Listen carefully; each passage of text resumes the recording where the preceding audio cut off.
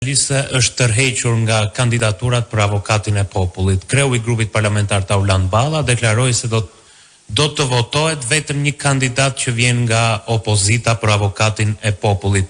Ju cilin propozoni për avokat populli? Ne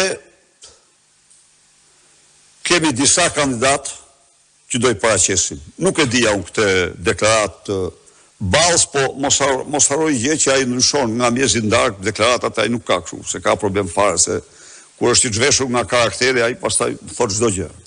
Por ne kemi kandidaturat tona, I kemi të listuara, janë të njohura.